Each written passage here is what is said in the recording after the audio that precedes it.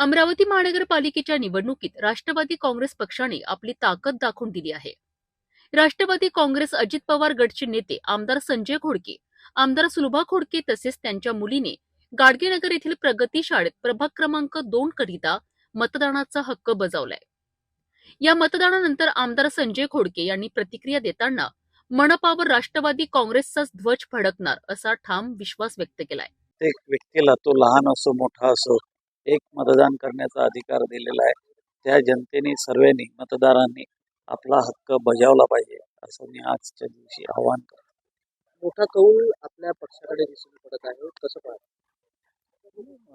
सुरुवातीपासून आम्ही जो आमचा प्रचाराचा आणि सर्व नियोजनाचा वेग होता, आम्ही 85 उमेदवार उभे केले होते, 2 उभाटासोबत युती केली होती आणि आज जे चित्र दिसते ते आम्ही चांगल्या पद्धतीचं आम्हाला यश मिळत सर्वात मोठा पक्ष म्हणून अमरावती महानगरपालिका राष्ट्रवादी काँग्रेस पक्ष राहील हे आम्हाला एकदम 100% विश्वास आहे. आणि नेमकं महानगरपालिकेच्या वरती झेंडा कोणाचा आहे? 100% झेंडा एनसीपीचाच राहील, कारण की सर्वात मोठा पक्ष म्हणून राष्ट्रवादी काँग्रेस पक्ष समोर येईल. अजित पवार गटाचे सर्वाधिक उमेदवार निवडणुकीच्या रिंगणात असून त्यामुळे अमरावती महानगरपालिकेचा महापौरही राष्ट्रवादीचाच होणार असा दावा त्यांनी केलाय. या दरम्यान गाडगेनगर प्रगती शाळेतील मतदान केंद्रावर राष्ट्रवादी काँग्रेसच्या समर्थकांची मोठी गर्दी पाहायला मिळाली.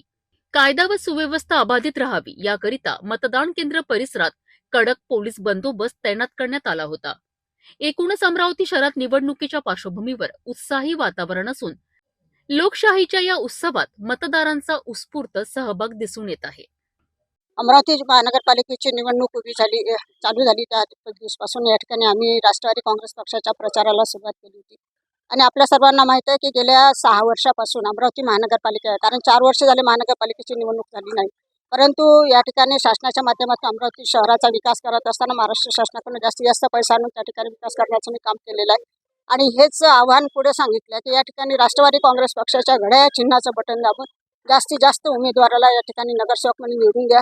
आज आपल्याला माहिती आहे अमरावती शहरामध्ये फक्त एकमेव असा पक्ष आहे की त्या ठिकाणी राष्ट्रवादी काँग्रेस पक्ष आणि फक्त एक ठिकाणी आम्ही आघाडी घेतली आहे, 2 मशालशी, आणि असे 87 उमेदवार आम्ही अमरावती महानगरपालिकेमध्ये उभे केले. 87 उमेदवार या ठिकाणी उभे आणि या ठिकाणी सर्वांना आवाहन केलं की राष्ट्रवादी काँग्रेस पक्षाच्या घड्याळ चिन्हाचं बटन दाबून आपण मतदान करावं, सर्वांनी मतदानाला जावं आणि राष्ट्रवादी काँग्रेस पक्षाच्या घड्याळ म्हणजे विकास आणि फक्त विकास म्हणून या ठिकाणी सर्व माझ्या मतदार बंधू भगिनींना विनंती आहे, येणाऱ्या आजच्या दिवशी आपण सर्वांनी घड्याळाचं बटन दाबा.